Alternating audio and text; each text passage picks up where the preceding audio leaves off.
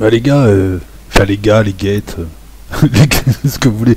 Non mais je voulais vous parler de Jean-Pierre Delevoye, parce que là je m'aperçois que là c'est de pire en pire quoi. Ah non non mais c'est n'importe quoi. Mais avant j'aimerais juste poser une question. Que fait cette dame là en jaune, avec sa coupe de cheveux en conférence de presse? Alors, apparemment elle s'appelle Sibeth Ndiaye. Bon, puisque là, que du normal. Ouais, enfin que du normal, que du... Non mais elle fait quoi? C'est qui elle? Alors je sais, c'est la porte-parole du gouvernement. Non mais c'est à ça que tu vois que c'est n'importe quoi. J'ai rien contre cette bonne dame. J'ai rien pour non plus. De toute façon je la connais pas, je m'en fous. Mais porte-parole du gouvernement quand même. Bah, j'ai l'impression en fait qu'elle est porte-parole à l'UNEFID. Ou qu'elle est porte-parole dans une soirée étudiante. Parce qu'elle a l'air jeune en plus, hein, même si elle se vieillit un peu avec les lunettes. Mais là, porte-parole du gouvernement, ouais, bah on a compris de toute façon entre Macron, qui fait 1m6, Macron, sa maman, Sibeth Ndiaye, enfin tout ça, bon on a compris. Hein. Ils sont de plus en plus petits, ils sont de plus en plus rigolos, enfin rigolos. Disons qu'ils font de moins en moins sérieux au fur et à mesure qu'on avance dans le temps. Les gens censés représenter le pays. Je sais pas, moi j'aurais aimé, je sais pas, même Balladur, j'aurais préféré Balladur, tu vois, parce qu'il a une tête, tu le vois, tu sais que c'est bon, c'est sérieux, c'est l'État français, ça n'a pas envie de rigoler. Là, je sais pas, c'est un arbre de Noël. Qu'est-ce que tu veux que je te dise? Bon, enfin bref. Le but, c'était pas de m'acharner sur elle, mais je m'acharne pas sur elle, de toute façon. Mais si je parle de Jean-Pierre, j'ai le droit de parler de Sibeth aussi. Non? Voilà. Là c'est un peu mieux, tu vois, elle attache ses cheveux, mais même, bon, elle fait toujours étudiante à l'UNEF, c'est ça le problème. Elle est porte-parole du gouvernement. Bon, bref, écoute. C'est pas très grave. Non, moi, je vais vous parler de Jean-Paul, c'est pas Jean-Pierre, à chaque fois je l'appelle Jean-Pierre. Je vais vous parler de Jean-Paul Bouteflika. Quoi? Ah, s'il te plaît, quand tu regardes les scandales qu'il y a en Angleterre en ce moment et en France depuis tout le temps, bon, c'est comme l'Algérie, c'est comme l'Afrique, hein, les mecs qui me parlent de la corruption en Afrique, s'il te plaît. Attends, là t'as quand même un président de la République, tu sais pas comment il a été élu. Devant une nana complètement indigne de représenter le parti que lui a donné son père et qu'elle a ruiné, dont la femme a 25 ans de plus que lui. Alors oui, on n'a rien contre, ils font ce qu'ils veulent, ils sont jeunes, c'est la liberté, c'est la vie, mais enfin on est dans l'atypisme total, qui nomme des gens, on se demande, il a nommé ministre de l'Intérieur Castaner quand même. Là on est allé au bout du bout quand même, hein, parce que Castaner, j'ai rien contre ce brave homme, hein. Pourquoi je dis brave, mais je sais pas, je l'aurais placé n'importe où Castaner sauf à l'intérieur quoi, parce qu'il a vraiment pas la tête de l'emploi quoi. Je l'aurais placé ministre du poker, ministre de l'Intérieur de Marseille, je sais pas, ministre de la Blancarde, ministre de ce que tu veux, mais pas ça. Bref, poursuivons. Donc lorsqu'on a un président de la République qui représente des banques, qui arrive et qui se présente aux Français en disant qu'il va les défendre, et lors de la cérémonie d'investiture, il s'amuse à faire plein de petits signes, il y a plein de signes. Hein. Alors peut-être qu'ils en rigolent, mais enfin il y a plein de signes, hein. Une pyramide inversée, une étoile de David, les yeux de Sauron derrière, tout un tas de symbolismes, hein, donc ils en jouent. Hein. On va pas dire que c'est le fils de Satan, mais ils en jouent un petit peu. Quand tu vois ce président, les gens qu'il a installés, regardez sa porte-parole, elle fait pas sérieuse quand même. Que tu le vois qu'il a choisi Jean-Paul Bouteflika Delevoye. Si, je vais l'appeler comme ça, attends, s'il te plaît. Le mec, il a oublié de déclarer... Attends. Jean-Paul Delevoye, l'ancien président de l'association des maires de France, qui était au RPR, hein. Je sais plus qui m'a dit c'était un ancien socialiste, non, c'était un ancien RPR, mais bon, il change tellement, puis de toute façon, socialiste, RPR, ça veut pas dire grand-chose. Donc ce type-là démissionne,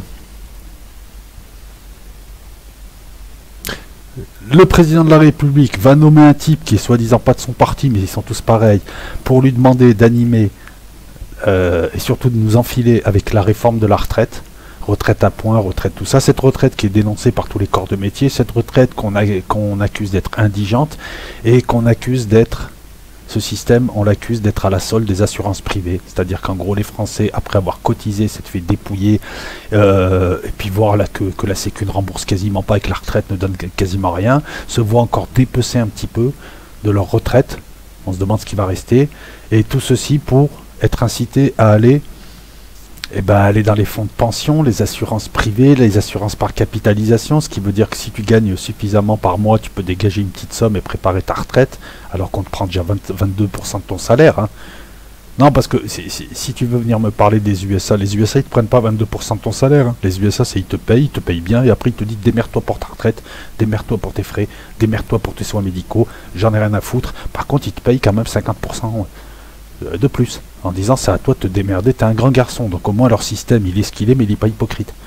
C'est t'es un cow-boy, tu te démerdes, t'as pas besoin de l'État, t'as pas besoin de ton papa, on va te donner de l'argent, tu organises ton futur. C'est ce que font tous les Américains, et puis quand ils le font mal, c'est eux qui payent. Donc quelque part, on peut pas leur en vouloir. Non, ici, nous, on passe notre temps à nous taxer, parce que entre les impôts directs et indirects sur ton salaire, ou sur tes revenus, ou sur tes bénéfices, ou sur ce que tu veux, ils te prennent facilement 50%, voire plus.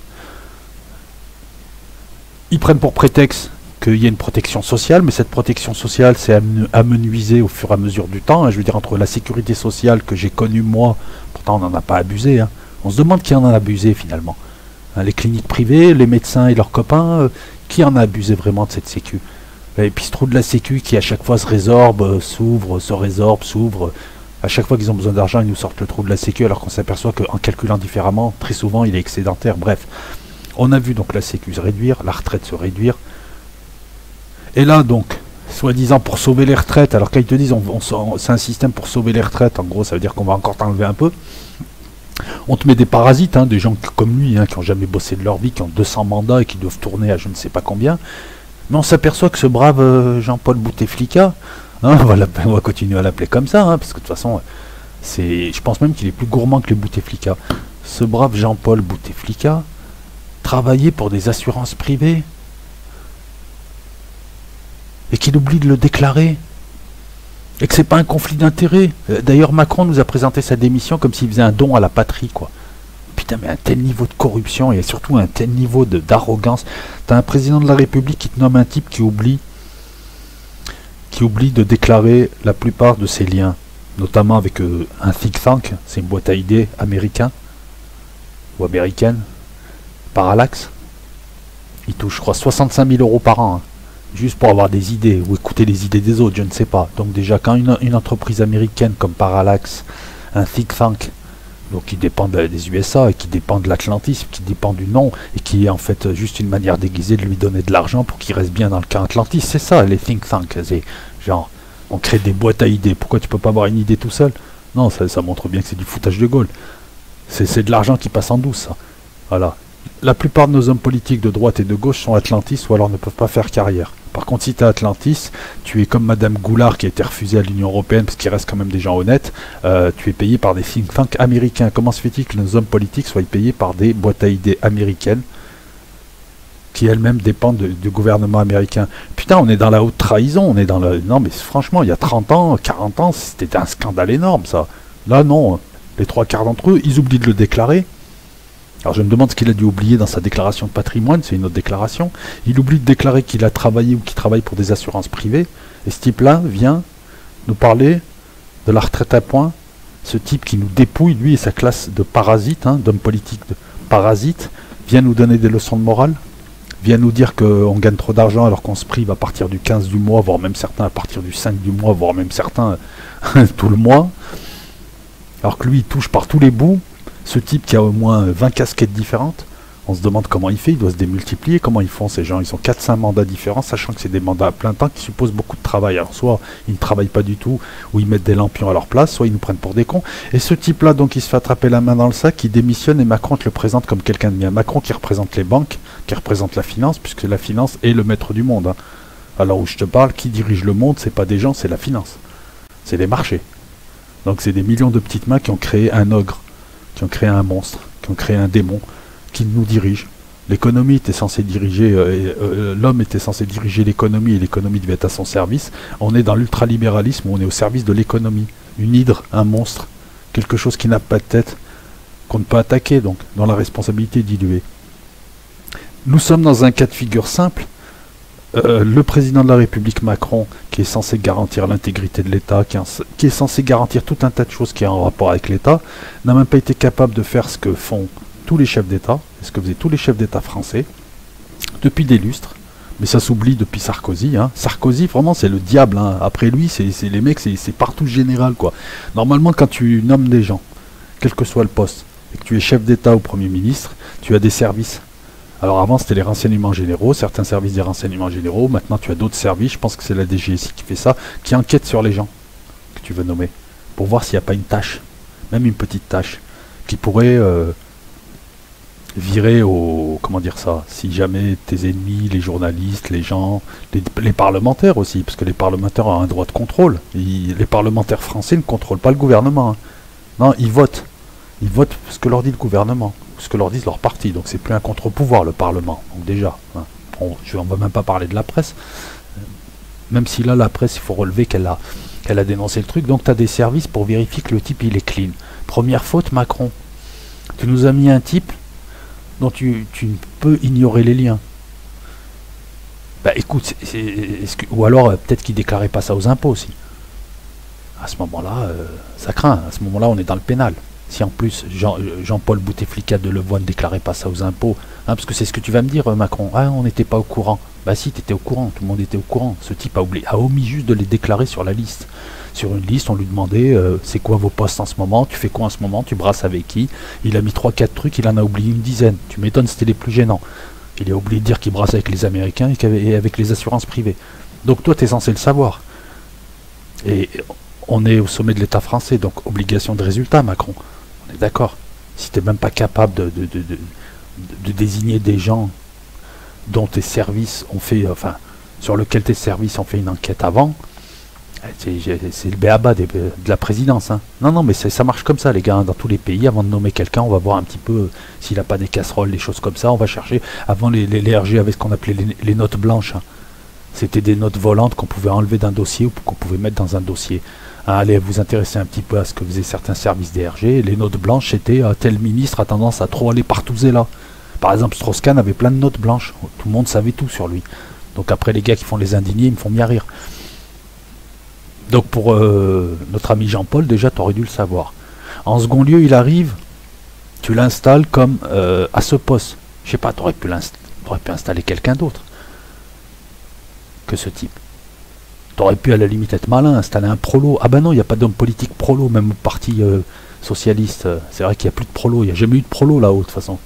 Hein, comme quoi c'est pas une histoire de couleur de peau pour les blaireaux, c'est une histoire de classe sociale. Le seul prolo qu'il y avait c'était il y a 30 ans, c'était Bérégovoy, ils l'ont suicidé, on va le dire comme ça. Et là, troisième erreur, en plus, il démissionne et Macron qui nous dit oui, c'est limite s'il faut pas pleurer parce que Jean-Paul Delevoye a démissionné, quoi. C'est limite si on n'est pas des salauds et c'est limite si le gouvernement français n'a pas été attaqué, hein, à les entendre parler. Mais comment de cette histoire finalement? Que nos hommes politiques sont des gros parasites, on le sait. Que c'est des soumis colonisés, on le sait, puisqu'on est une colonie américaine. Hein. Après avoir colonisé des pays, on est colonisé, mentalement d'ailleurs. On le sait. Qu'on a un président de la République qui est complètement bidon et amateur, on le sait. Que les services de l'État sont en roue libre et que plus personne ne contrôle. Au moins Trump, quand il fait des conneries, tu as une sorte d'État profond qui le bloque un peu. Alors je parle pas des démocrates, mais je te parle au sein de son propre camp, tu as des gens qui le bloquent un petit peu. On en reparlera avec notamment le budget américain de la défense. Tu vas voir le NDAA. Même les républicains bloquent un petit peu Trump pour éviter que le gars il parte en fly, hein, entre deux tweets. Et il attaque la Corée du Sud, par exemple, ou le Japon, où il se désengage de certaines zones où les USA doivent rester. Donc l'état profond, c'est pas forcément quelque chose de dégueulasse.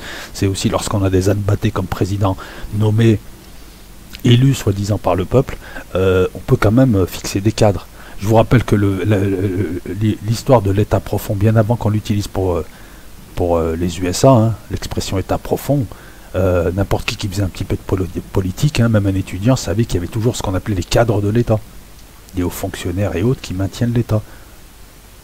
Depuis Louis XIV, on a distingué la chose publique de la chose privée, et on a distingué le type de l'institution. Ça a donné quoi, mon ami, quand tu étudies l'histoire? Ça a donné lieu qu'à la mort de chaque roi ou de chaque président, il n'y avait plus besoin de faire 30 ans de guerre pour désigner quelqu'un, il y avait des règles de dévolution. Et que tout ce que l'État français ou le Royaume de France avait pris comme engagement continuait à rester et s'imposer aux successeurs. Et c'est toujours le cas là. Sinon, à quoi ça sert de signer des accords avec la France si au changement de président, voilà, c'est ce qu'on reproche aux USA, c'est ce qu'on reproche à Trump. Il y a eu des accords internationaux qui ont engagé le pays sur une certaine durée, tu ne peux pas, toi, président, arriver et les récuser. En France, pendant très longtemps, la droite comme la gauche, ils avaient beau se bouffer la gueule, dès qu'un accord était signé, ils se bouffaient la gueule, il y avait des manifestations, tout ça, mais dès que le gouvernement arrivait, il évitait d'enlever l'accord. au nom de la pérennité de l'État. Là, qu'est-ce que tu veux que je te dise?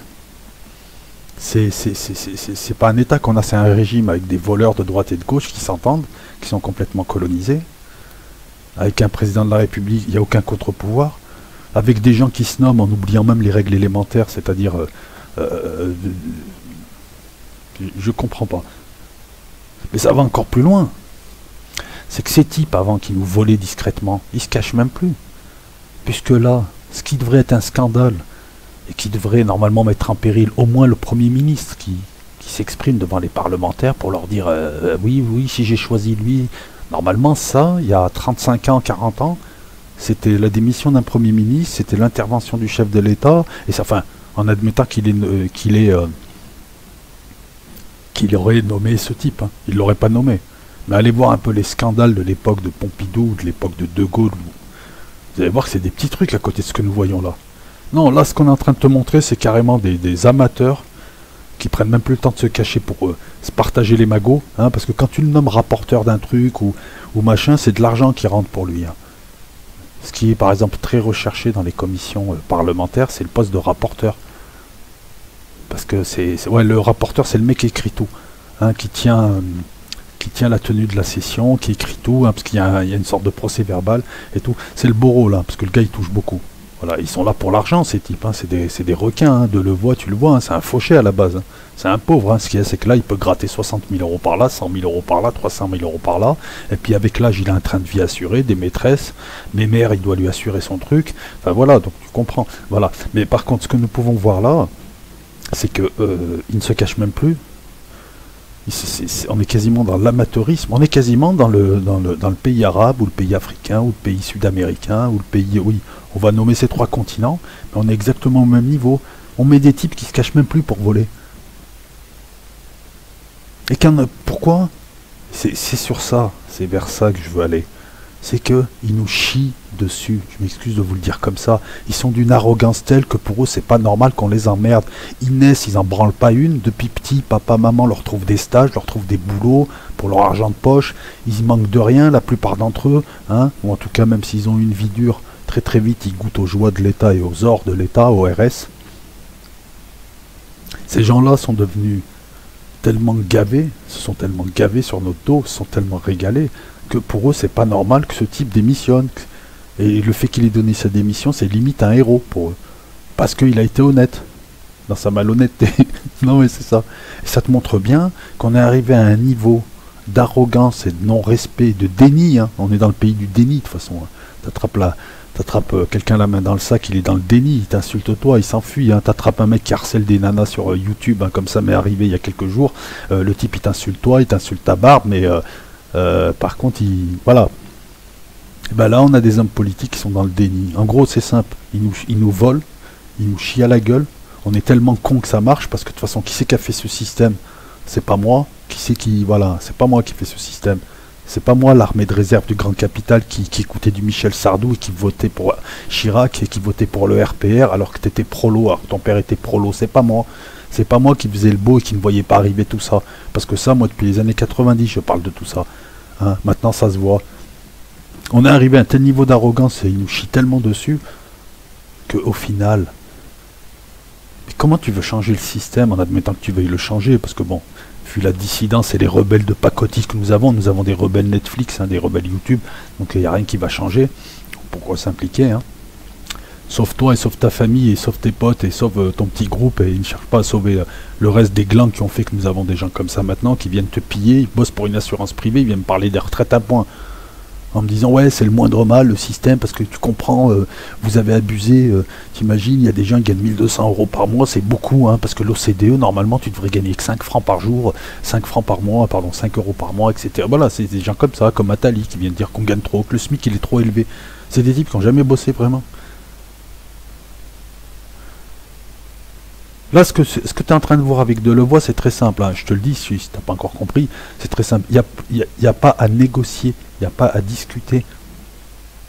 C'est soit on remet des contre-pouvoirs, de véritables contre-pouvoirs, en demandant au Parlement, mais vous nous prenez pour des cons. Vous appartenez à un parti, le parti du président ou le parti de l'opposition, et vous votez tous ensemble comme au Parlement coréen. Vous êtes contre-pouvoir de quoi? Si de temps en temps ils font semblant en balançant des amendements, comme la loi contre l'antisionisme, l'antisémitisme, je sais même pas tellement ils nous ont embrouillés avec ces lois. Ouais, bah oui, c'est maintenant on a créé des délits d'opinion en France. T'as pas le droit de ci, ça, mais bref, ça fera l'objet d'une autre vidéo lorsque ça sera tiré au clair. Donc soit on leur demande des comptes, et on demande des comptes aux contre-pouvoirs que sont la presse et les députés. Alors on va me dire, oui, mais ça fait longtemps qu'on vote plus pour les députés, parce qu'on sait que c'est tous des pourris. Ouais, mais ils prennent de l'argent, hein, ils continuent à gérer, hein, sans toi. Là, il faut leur demander vraiment des comptes. À ton député, c'est quoi? Pourquoi vous n'êtes pas un contre-pouvoir? Et pour ça, il faudrait peut-être créer des... Peut-être que quelque part, il vaudrait mieux créer des comités un petit peu partout, et que ces comités-là aillent voir les députés du coin, et aillent les mettre à l'amende, et aillent leur dire, voilà, on vous suit, et on ne comprend pas, et vous n'êtes pas un contre-pouvoir. Peut-être qu'il faudrait regrouper des journalistes, peut-être qu'il faudrait changer le format en France de contestation, et peut-être que on continue les manifestations de masse et les blocages, mais peut-être qu'il faudrait aussi un suivi un peu plus permanent et efficace, avec des gens, des juristes, des Étienne Chouard, des gens comme ça qui gambergent tout le temps sur la Constitution, sur la politique, tout ça, des gens qui suivent et qui demandent aux députés d'être le contre-pouvoir légitime qu'ils doivent être avant d'être le membre d'un parti. Parce que quand tu es le membre du parti du président, tu soutiens le président, tu votes tout et tu fermes ta gueule, tu vas toucher tes 8000 € de députés sans compter le reste. Et si tu es un membre d'un parti de l'opposition, tu vas contester toutes les mesures, même les bonnes mesures. Nous, on demande au Parlement d'être un contre-pouvoir, notamment aux députés, parce qu'on peut les élire. Les sénateurs, ils sont élus différemment et ils ont un rôle de protection du territoire, on va dire. Très souvent, ces derniers temps, c'était plutôt les sénateurs, d'ailleurs, qui jouaient ce rôle. Tu vas me dire, la presse, on l'achète plus. Ouais, mais on fait que parler de la presse. On n'a jamais, nous tous, là, moi le premier là dans cette vidéo, on n'a jamais autant parlé de la presse. Pour la calomnier, pour montrer du doigt que en fait nous avons une presse qui ne fait que de... On a une presse faits divers, elle te balance des faits divers, elle te met toutes les informations au même niveau, elle les nivelle, et elle fait tout pour que tu évites de penser, donc en déstructurant l'information, en évitant de la replacer dans le temps, en évitant de replacer le contexte, en prenant une histoire juste au moment où ça t'arrange, en tout cas ça les arrange, etc. Donc voilà, donc à un moment donné, voilà, je sais pas, quand tu es président de la République, tu es en train de défoncer les retraites de gens que tu as éborgnés, juste pour plaire au marché et payer des intérêts de la dette, hein, tu payes même pas la dette, et que tu places comme monsieur retraite, haut commissaire aux retraites, un haut commissaire, hein, c'est pas commissaire, c'est haut commissaire, un spécial gros missaire même, hein, et il est en train de nous faire un spécial gros missaire. Donc quand tu places comme haut commissaire aux retraites, et les amis, il n'a pas dit Jean-Pierre Delevoye va s'occuper de vous expliquer les retraites. Non, il a nommé par décret, je pense, hein, c'est toujours comme ça, de toute façon, au journal officiel ou au bulletin officiel, un haut commissaire aux retraites. Jean-Pierre Delevoye. Ça veut dire quoi? Ça veut dire des pépettes, un statut, et tout un tas de choses sympas pour lui aux frais de la République. Voilà ce que ça veut dire. Non, non, mais c'est important. Donc quand tu nommes comme haut commissaire un type qui lui-même touche de l'argent des Américains, qui touche aussi de l'argent d'assurance privée et autres, voilà, c'est comme Sylvie Goulard, ministre de Macron, qui voulait être dans une commission parlementaire ou une commission européenne, et on s'aperçoit qu'elle touchait d'un think tank, toujours un think tank, toujours des think tanks, des boîtes à idées, qu'elle touchait d'une boîte à idées américaine. Voilà, Sylvie Goulard, qui a, je crois qu'avant Parly, elle était à la Défense, hein, il me semble aussi. Enfin bref, des gens qui sont ministres, qui sont censés représenter les Français et qui touchent de l'argent d'un autre pays, d'un pays étranger. Vous trouvez que c'est normal? À l'heure où on vient nous casser les couilles à dire oui, alors tu comprends, elle a la double nationalité franco-algérienne. Elle est ministre, elle touche de l'argent d'un des grands adversaires anglo-saxons de la France qui est en train de nous piller. Là, par contre, ça pose pas problème à Marine Le Pen. Hein. Ce qui pose problème, c'est la binationalité des petits Arabes. Et uniquement des petits Arabes, hein, pas des petits Espagnols ou des Franco-Italiens, des petits Arabes. Par contre, ça ne la dérange pas, ça, de voir que beaucoup d'hommes politiques français, hommes et femmes français, touchent de l'argent de nos adversaires, de nos concurrents directs, c'est pas moi qui le dis, c'est l'histoire, de nos adversaires de pays étrangers. Là, ça ne vous pose pas de problème, hein. Alors que c'est des gens qui ont quand même un certain pouvoir en France. Voilà. Donc en gros, quand les laquais, tous ces laquais du nouvel ordre mondial, encore une fois, je ne l'invente pas, je t'ai pas dit lézard reptilien sioniste, je t'ai dit nouvel ordre mondial installé par des factions et des puissances et des courants d'intérêt, hein, qui savent se battre entre eux mais qui savent calmer le jeu. C'est ça dont on parle. Ce nouvel ordre mondial, c'est la finance qui le dirige, c'est les marchés. Voilà. C'est pas un type ou une ethnie, puisque hein, tu vas, excuse-moi, tu vas à Hong Kong, c'est des Chinois, et pourtant le nouvel ordre mondial il y est, la bourse de Hong Kong, la bourse à Macao, etc. À Singapour, les milliardaires, c'est voilà, bon. Ça c'est mon avis. Hein. Après, si vous voulez absolument mettre une couleur de peau ou un nom ou une ethnie ou une religion sur les maîtres du monde, moi je vous dis qu'elle n'en a pas, qu'il n'y en a pas. Voilà. Qu'il n'y en a pas, qu'il y a différentes facettes, c'est une mosaïque, donc tu pourras voir ce que tu as envie de voir dans la mosaïque, mais la réalité c'est que derrière la mosaïque, le vrai pouvoir, il n'a pas, pas de visage. Et ce vrai pouvoir-là, donc par ramification, contrôle des hommes politiques européens de pays qui sont devenus des caricatures. Voilà, Jean-Paul Bouteflika, voilà, et pour tous ceux là qui me parlent de l'Afrique ou de l'Amérique du Sud et de la corruption, tu vas apprendre juste une chose, on fait partie des pays les plus corrompus, c'est connu, et la corruption ici, c'est pas 200 dinars hein, dans un passeport. Hein, la corruption ici, c'est pas 200 dinars dans un passeport, c'est des sommes autrement plus importantes que payent les gens sans s'en rendre compte. Quand tu as de la corruption à l'échelon municipal ou départemental, hein, c'est toi qui vas payer le rond-point ou c'est toi qui vas payer les travaux pour la boîte d'un type qui a été pote avec le maire ou le député. Et je peux t'assurer qu'il y a de la surfacturation. Voilà. Donc là, voilà, le remplaçant de Delevoye bientôt nommé, ça va être qui? JP Morgan, non ou... Non, mais ici, Hillary Clinton, c'est qui le prochain, là? C'est Nadine de Rothschild.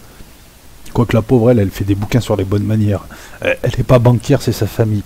Voilà, donc c'est tout ce que j'avais à dire. Hein. Je l'ai dit peut-être de manière, excusez-moi, un petit peu outrancière, mais enfin quand je vois comme ils sont en train de nous la mettre, quoi. Non mais le mec, attends, déjà il devrait pas être là, c'est déjà un scandale, et l'autre c'est limite s'il veut pas qu'on lui donne une pièce parce qu'il est parti, le mec. Attends. Folie ce truc, quoi. C'est un putain, mais tous les jours, je m'aperçois qu'on est dans une colonie, et les problèmes dont parlent les gens, c'est des problèmes de merde, tu sais, ils savent se diviser. Hein, il est binational, hein, lui il est pas comme nous. L'autre il a volé, l'autre il bouffe des chats, pendant ce temps Jean-Paul Delevoye il est en train de vous la mettre quoi. Ouais voilà, parce que là ce qu'il fait c'est pénalement répréhensible. Et je comprends pas, un mec comme ça il devrait être cramé à vie de la politique. Et on lui a offert une carotte et il a menti. D'ailleurs je comprends pas, est-ce que légalement il peut être poursuivi? Il a quand même fait une déclaration fallacieuse. Il a menti par omission en n'indiquant pas un petit peu ses différentes fonctions à droite, à gauche. Il a indiqué quoi? Oui, il a dû indiquer, oui, je suis le président du club crochet, du club bridge. Ouais, mais t'as oublié de nous dire que tu travaillais pour un think tank, t'as oublié de nous dire tout un tas de choses. Je crois que, voilà, il a 13 fonctions, apparemment, il a 13 fonctions. Et il ne les a pas toutes déclarées. Et c'est passé à l'as. Si des personnes n'avaient pas relevé ça, ça serait passé à l'as. Cette affaire qui paraît anecdotique est un scandale énorme de par les conséquences et les implications qu'elle engendre. Et qui te montre qu'il y a une déliquescence au sein de l'État français.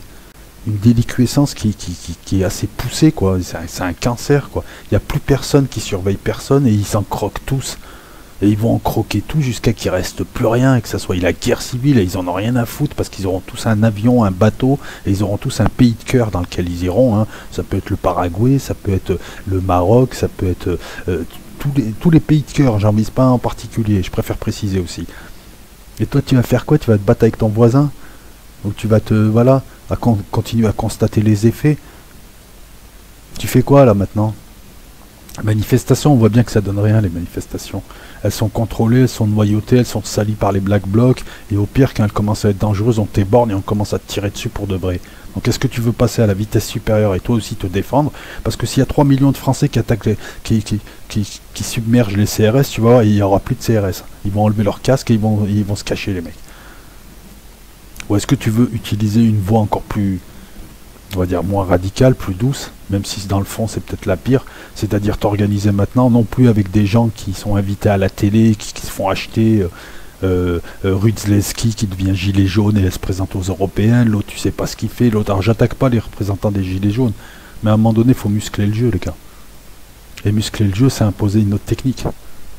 Et la technique elle est simple, il y a un député par circonscription, il y a 577 circonscriptions, si on organise un comité à chaque circonscription qui représente des gens venant de tous les partis, pour demander et représentant le peuple, dans toutes ces structures et composantes. C'est-à-dire que tu aurais un comité où il y aurait des gens de tous les partis, mais les gens de la base, Les gens à 1200 €. D'accord. Voilà, qu'ils soient du FN, qu'ils soient arabes, qu'ils soient machin, tant que les gens, c'est la France leur centre d'intérêt. Et ces gens-là, toutes les semaines, demandent aux députés, vous avez fait quoi? Tu comprends maintenant pourquoi ils te mettent des femmes à poil à la télé et de la connerie et des mecs qui remontent leur pantalon là comme Rihanna. Tu comprends pourquoi à la télé on te met du divertissement. Tu comprends pourquoi les scénarios des films à la télé sont devenus c'est des scénarios pour Mongolito. Je veux dire, c'est les intrigues à la télé, même sur Netflix t'as des intrigues, je sais pas, c'est des intrigues pour gosses de 8 ans. Tu comprends pourquoi on te tire vers le bas. Tu comprends pourquoi on t'abétit. Tu comprends pourquoi ta bouffe elle est polluée. Tu comprends pourquoi on ne te donne pas le meilleur. Parce qu'on veut pas que tu sois intelligent, tu sois vigilant, tu sois responsable. On veut pas que tu t'éduques. On préfère que tu te battes avec ton voisin ou que tu trolles comme un mongolien sur YouTube plutôt que tu te poses des questions. On ne veut pas que les gens discutent. Parce que quand les gens discutent, ils commencent à comprendre. Quand ils comprennent, ils commencent à s'éduquer. Et ils s'éduquent politiquement. Et ils redeviennent ce qu'ils étaient il y a 60 ans, 70 ans. Des Français politisés qui étaient éduqués à la politique et qui savaient quand on les trompait ou pas. T'as des générations d'ouvriers qui se sont fait tirer dessus par la foule au début du siècle dernier, au 19e siècle. Des gens qui avaient à peine de quoi survivre et qui pourtant eux se politisaient pour éviter de se faire enfiler. Et nous, ils ont compris le truc, c'est on va leur donner plein de verroteries. On nous donne de la verroterie tous les jours, on nous donne de la merde tous les jours, mais de la merde qui brille, de la merde, tu vois, voilà, c'est ça, on nous a colonisés comme on a colonisé l'Afrique ou les Indiens, on nous balance de la verroterie à la télé, on nous balance de la verroterie, des iPhones, des iPads, des gros blaireaux de centre-ville qui se mettent des barbes de guerriers alors que c'est des lopettes, des tatouages partout, dans 20 ans ils vont le regretter, avec des grosses qui se font des tatouages, voilà ce que nous sommes devenus, des petits gros, avec des pantalons, on dirait des grenouilles, dont on voit les mollets. Tu comprends maintenant pourquoi on en est là? Et ils te divisent l'autre. Ah, l'autre elle a mis un voile, c'est une l'islamisme, l'autre c'est une mère de famille. Et l'autre, attention, c'est un gros fasciste, il est blanc, il va te manger, alors que le mec, le pauvre, il fait sa vie. Et pendant ce temps, il t'enfile, pendant que toi tu t'engueules avec l'autre, parce que tu n'as pas l'éducation politique pour comprendre et surtout pour agir. Parce que là, à la limite, regarde, on a tout, on a 8 milliards de médias. On est constamment lié à l'actualité d'une manière ou d'une autre. Tu as 20 000 alertes sur ton téléphone, tu arrives, tu allumes ton ordinateur, c'est limite, c'est lui, si c'est pas ton ordinateur qui t'appelle. Ah ouais, tu arrives chez toi, c'est limite si l'ordinateur il te siffle pas, viens voir. C'est qui? C'est YouTube, viens voir. Voilà, c'est ça. Et on est incapable d'analyser le flot d'informations. Avant, les gens avaient un cerveau et ils avaient très peu d'infos, ils devaient les trouver. Maintenant, on est incapable d'analyser le flot d'informations que nous avons. Je vois des débiles profonds qui passent leur temps à t'insulter. Oui, ta maison, ta barbe, machin, et qui vont aller pleurer, mais qui sont incapables de comprendre que la crypto-monnaie, c'est de la spéculation, alors qu'un... Là, faut vraiment être un gogol pour pas voir ça, quoi. Je veux dire, des mecs qui viennent te... Voilà, on a ça, alors qu'on a tout pour lutter contre eux. En fait, en nous donnant toutes les armes, on sait plus se servir de ces putains d'armes. Donc il est très simple le retour. Le retour au réel, au concret, il peut se faire différemment. Soit c'est pas le lieu, c'est pas le moment, c'est pas à moi de le dire. Soit ça passe par une vraie révolte, qui ne finisse pas en jacquerie. Mais ça, tu fais ce que tu veux. Moi, j'ai pas envie de finir en prison. Surtout que voilà, qui dit révolte, dit sang, dit boue, dit coup, dit prison. Et je pense pas que là, enfin, au vu de ce que j'ai vu, bon voilà. Quand tu vois que les mecs ils vont en garde à vue, ils pleurent, déjà tu te dis ils sont pas faits pour la révolution. Ah ouais non mais si tu chiales parce que tu viens d'être arrêté, gars, alors que tu as 45 ans, tu te mets à pleurer, tu découvres la garde à vue, pense pas à Che Guevara, pense pas à la jungle avec une Kalachnikov en train d'affronter les forces obscures du mal et du nouvel ordre mondial. Ah bah non, ouais, pense plutôt Candy, Tom Sawyer, à la télé en plus, à la télé quand on aura séché tes larmes. Donc il y a cette voie là, et il y a la voie classique de on va les prendre à leur propre piège, ce que je conseille d'ailleurs à tout un tas de pays. Voilà, c'est on va faire tomber cette constitution, on va faire tomber ce système, et pour ça on va harceler nos députés, on va harceler tous les gens qui représentent le pouvoir, et pour ça on va utiliser un autre principe, au lieu qu'une personne soit conspuée par des millions de personnes dans tout un tas de manifs, et ça suppose, on va penser énergie, on va penser calories, on va penser de l'avier. Qui c'est qui gagne un combat? C'est celui qui use le moins d'énergie. C'est comme la guérilla, la grosse armée contre la petite elle pique, la grosse elle perd son énergie à se remuer de partout, et ainsi de suite. Là c'est pareil. Donc avec des petits groupes bien politisés, représentatifs de la société, unis et divers, on peut faire pression. Et au lieu d'aller manifester, par exemple en centre-ville, on peut faire pression sur les journaux, on peut faire pression sur les journalistes, est-ce qu'il en reste des honnêtes? On peut faire pression sur les députés, sur les conseillers. Fais pression sur eux tous les jours, de manière légale. Attends, je te demande pas d'attaquer ton député ou d'aller brûler chez lui, c'est stupide. Hein.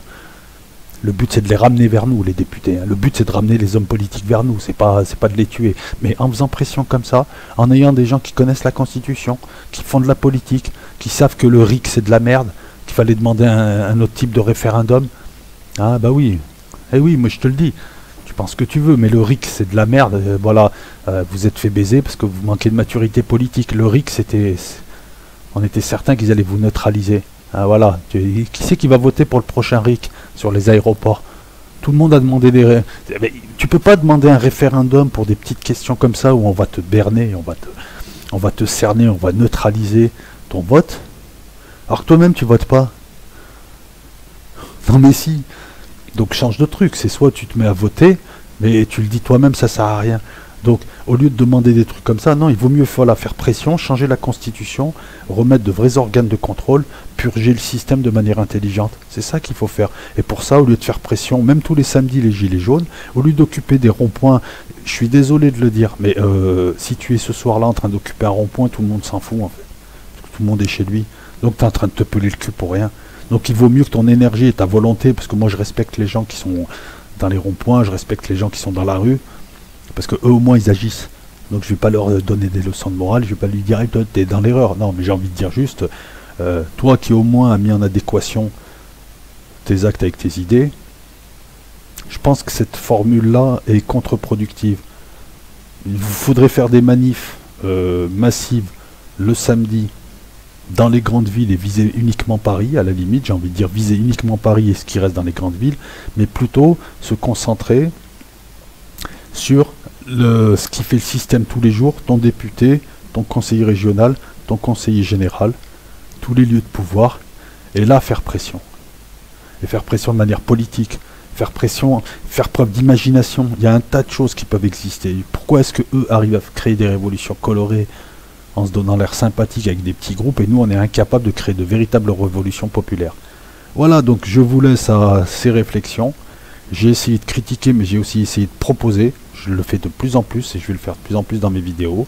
Et puis on va laisser un petit peu Jean-Paul Bouteflika de Levoix, on va le laisser, le pauvre. Il a dû démissionner parce qu'on est méchant. Et oui.